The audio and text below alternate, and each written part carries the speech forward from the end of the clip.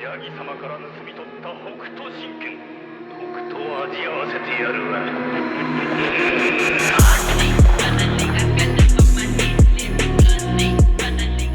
Hello everybody, welcome to the video. My name is Midway and today we're finally looking at some Mythic Plus in the Dragonflight beta, playing a Holy Paladin. Here we have the talents we're running for this dungeon.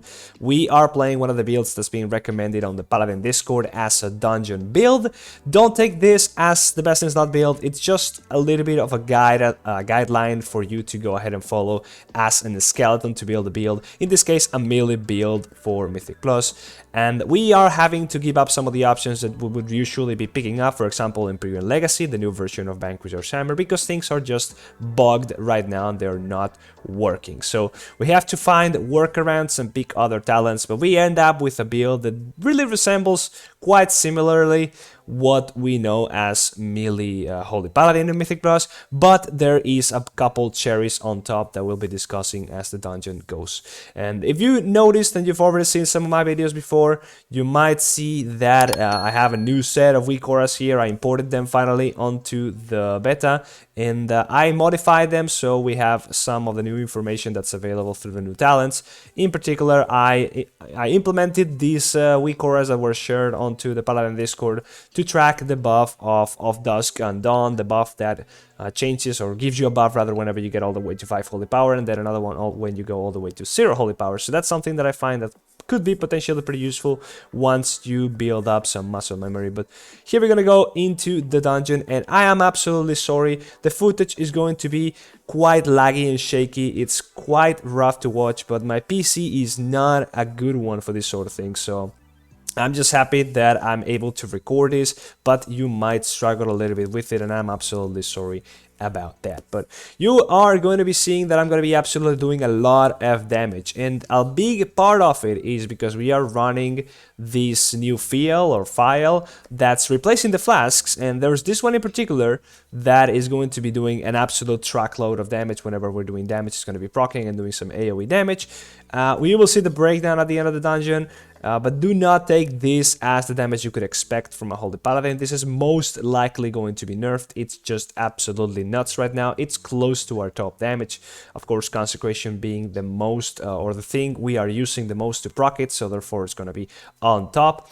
But we also have another thing that we are not supposed to have, and you should not expect to have going forward in terms of damage, and that is the way the Sanctified Wrath version we have right now. Sanctified Wrath is doing AoE damage when you use Holy Power. It's working the same way that it works as if you were a Retribution Paladin, but for Holy Paladins. Now, in theory, for Holy Paladins, the way Sanctified Wrath should work is that whenever you have wings active, they are longer, but you also have, I think it is shorter cooldown on wings. I think it is 40% shorter cooldown on wings, but instead of that, we are getting this AoE damage effect, which is very much welcome, but it's, you know, it's not really something we could expect to stay. If it does so, honestly, I think if we got both the bonuses, the Holy Shock cooldown and the AoE damage, that would be insane, but I do not think that is intended. In fact, it's doing close to our top damage together with Consecration and together with the file we talked about. Now, a new big surprise coming into this patch of the beta is Holy Shock, and the way they changed our tier sets, which I will be putting on screen at some point right now. But we got some new tier sets that are once again empowering our Holy Shocks even more. Now, Holy Shock is now at a state where it's doing a lot of healing. We are pretty much having 3 spells doing our top healing, at least I did during the couple runs that I did, and it was quite neck and neck together between Holy Shock, Beacons, and Word of Glory. So it's good to see Holy Shock actually doing some good numbers as well as quite some damage. So that's something you can expect going forward. Glimmer being buffed also adds onto this playstyle. By the way, if you saw before, you remember we are not running with Crusader's Might. You could increase the power or the impact of running or focusing on Holy Shocks even more if you're running that. We are not doing so in this dungeon. In fact, right now it's a bit of a weird patch because there's no consumables, there's no bender for them, so we cannot buy food or we cannot buy the fish. There's a new fish in Dragonflight that allows you to regenerate a lot of mana. But we don't have access to those, and we have to make do with Shadowlands food. So basically you run pretty quickly with this build, especially here because we are just chain pulling things and we are killing things pretty easily. So yeah, we're running out of mana, and Crusader's Might would just add on to that lack of mana altogether. But either way, a couple things about this patch or the state of Mythic Plus right now in the beta. There is only 2 dungeons we can test right now. There's this one, the Ruby Life Pools, and there's the other one, the Azure Vault. This one was pretty fun. I actually enjoyed it quite a lot. They added some trash and the bosses were not too egregious, but there is some caveats to that. Now, the key level and the way it's scaling has been changed, and now as the keys go up, they're gonna be scaling even harder. So it's gonna be expected that keys are just gonna be a little bit harder than Shadowlands, at least as it stands right now. Meaning that right now doing a +10 feels pretty much easy, because we are running with a pretty okay team that we already know the dungeon. But as soon as you get into something like a +12, 13, 14, things are gonna ramp quite out of your control real quick. At least in my case, it was quite insane the amount of damage that was happening. And we are not even running with Fortified or Tyrannical, we're running with absolutely no affixes. We'll talk about the seasonal affix in a second. A quick note about the new seasonal affix, here's some footage of what that looks like on another dungeon. It's gonna be spawning a lot of swirlies onto the ground that you gotta avoid, and after those swirlies are spawned, you're gonna get a circle around you, and that circle is gonna be meaning big trouble. You don't wanna be standing on top of anybody else, but then the other players and yourself will also be getting some projectiles around you. Much like the prideful affix, these projectiles will then come outside of you, and if you get hit by any of these, you could get stunned as well as take a lot of damage. So the affix right now seems like a lot, but it's also fire and forget. Once it's gone, it's like there's no affix. Much like Quaking, there is no upside to it, it's just pure downside. So let's get back to the other dungeon. But yeah, there's only these 2 dungeons. You can only go from level 10 to level 15. You can do whatever level you want in between those 2, and you can add all the affixes except those, of course, that have been removed, those being necrotic and inspiring. Those are no more. We also have in the mythic version of this dungeon, we have this dragon, and there's another dragon in the other side of this part of the dungeon. These were not here in, I do believe they were not here in Heroic, which is pretty cool. Some new stuff, as well as some new boss mechanics, I do believe. Although I didn't really notice them, the boss mechanics, but that might just be because the key level was kind of low. Even when I did a little bit higher of a key, it was quite of a clusterfuck, honestly, just learning the fight regardless, but yeah. These dragons have some mechanics themselves. This one, for example, puts a debuff. Excuse me, I'm still kind of struggling with my throat. Puts a debuff onto 2 people, you have to dispel one, it will do a lot of damage onto the people with the debuff, and then once they expire or they are dispelled, they're gonna be doing some AoE, so quite a dangerous mob for healers. And then the packs over here on this part, they are really heavy on kicks. You need to have a lot of kicks. Luckily now, Holy Paladins, we have a kick, you can see right there, it's getting put on cooldown, so I'm using it quite well. These mobs are quite dangerous. Those Cinder Bolts do a lot of individual damage or single target damage, and there's just so many kicks, so many things to actually prioritize and interrupt, and it's gonna be quite painful. I do believe some of these mechanics might just straight up be removed in the future. Of course, tune up and down accordingly as numbers get properly arranged, but yeah, I do like the dungeon quite a bit. And well, look at the damage we're doing right there. I'm sorry about the tooltip, it's covering details a little bit, but as it stands right now, we're doing about 18.3k overall DPS. I do not really know what other healers are doing right now, but that seems like a lot to me, especially compared to what I was doing the previous week, not running with the file, or also not running with this version of Sanctified Rat. So obviously seems quite high, but really don't know if you know, how much of this is gonna stay like this, and most likely not much, and also don't know what other healers are doing, so can't really tell if it's very good, if it's very bad, whatever. I just think that it's quite a lot, and yeah, I think it's quite strong. Now, healing wise, a Holy Paladin feels, I guess it feels alright. As we go higher, playing in the beta with a lot of ping, and playing on my laptop with FPS issues and so on and so forth, makes the healing experience, you know, not very enjoyable, and also adds to the handicap of just reaction time. But it felt quite clunky in some ways. I mean, it's just good old Holy Paladin, right? You rely on your big healing buttons, those being Word of Glory for the most part. Now, Holy Shock also being able to do some extra amount of healing, it's quite powerful. But really, it's just good old same old. We had some tools here and there. We also have Divine Favor, for example. Not really too impactful. Holy Light still doesn't do much. Even with the talent that splashes some healing out of the Holy Lights, the Holy Light splash is barely noticeable. And there's also a massive bug going on right now, where there's a lot of bugs altogether, in particular on the UI, which is really, really annoying. Excuse me. And this bug is actually screwing up the mouse overs. So whenever you are trying to heal with mouse overs, that's all I use. All my spells are mouse overs. They are not working. All the spells are being used on yourself. So there is a workaround right now for this, and don't expect this to go live. Of course, this is just a bug, it's gonna get fixed. But the workaround is to use /clear target in all your macros before the rest of the macro for the mouse over. So whenever I'm using a spell on the mouse over, my target is getting cleared. So it's a back and forth between tabbing and changing targets and using mouse over macros. And a lot of the spells are not even properly configured. So for example, I couldn't Holy Shock myself. I could never really do that. I'm just trying to say that this is quite a mess, and don't really take this as a measure of anything. It's just a way of showing that, you know, Mythic Plus is now active. We can actually try it out. In fact, it's over at the moment. There's no more until the weekend. We'll get some more in the weekend, and we'll be able to try 2 more dungeons, and maybe things will get changed and blah, blah, blah, blah, blah. New build and stuff. That's always going to be cool. Now, what else? Let me think. Yeah, I don't know. It really feels quite okay to play with this. The build we have right now for Holy Paladin, honestly. I do like it quite a little bit, besides all the hurdles and all the bugs we had right now. And once things get polished, and once we actually can play around with the talents we want to be playing around, then we will be able to have quite a good experience with Holy Paladin in beta. But as of right now, if you enjoy the melee playstyle, this pretty much seems just like good old same old melee playstyle.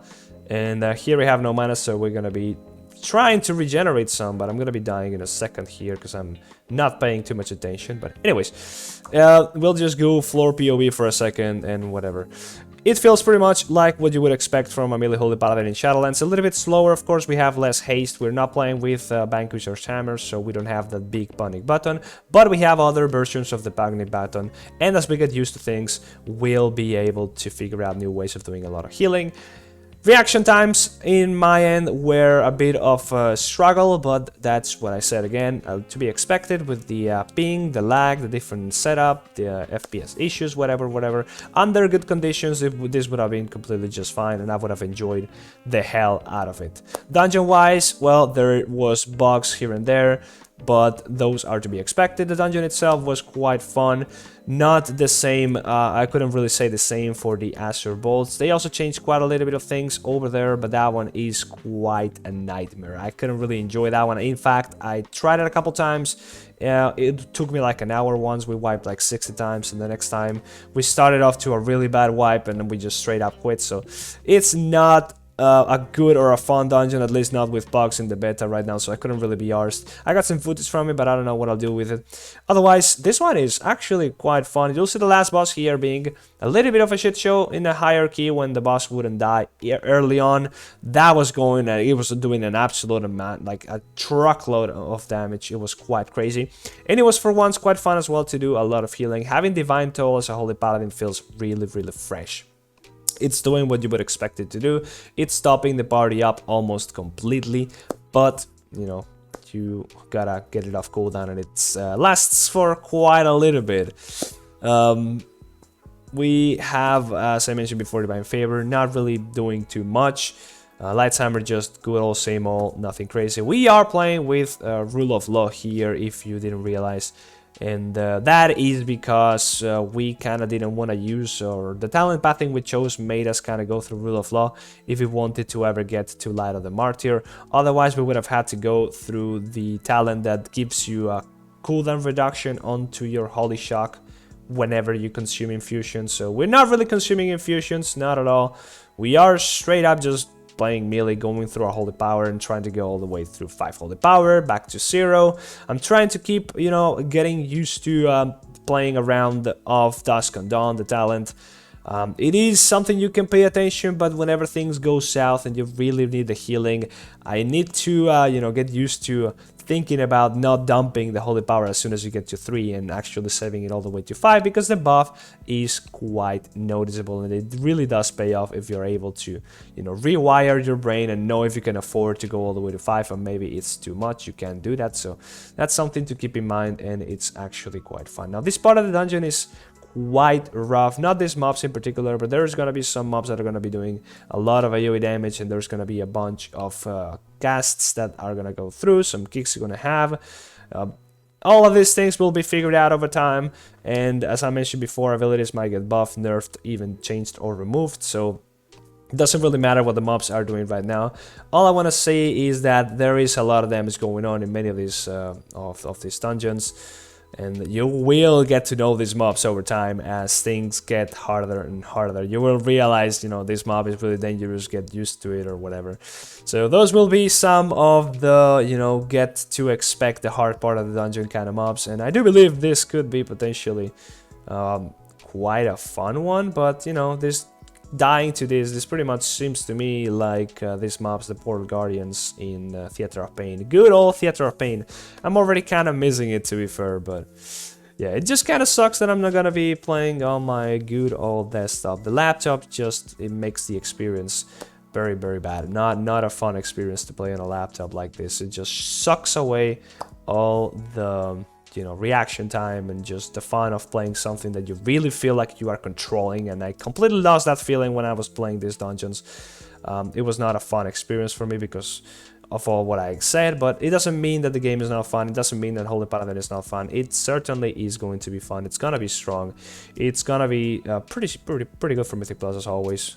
We don't really know what the meta is gonna be like. I mean, nobody knows. Things will change, but you could expect Holy Paladin to always be up there as it's always been. Besides PI existing, which always makes things quite rougher for us. So this last boss is not gonna last for too long because we have a lot of damage and it's a low key, but in a hierarchy, this boss does insane amount of things. It's going to be dropping those fire pools. You can expect the whole room to be covered. You have some debuffs to manage, like the spells on the tank. There's going to be some mechanics that make you spawn some more pools, getting some more stacks, taking more AoE damage, whatever. This is gonna be a rough boss, I tell you that much, but for the case of this dungeon being a low dungeon, I think we pretty much 3-chest this, and it just dies real quick. It was enjoyable. You'll see the breakdown of the healing and the damage and what did what in a second once the boss is dead.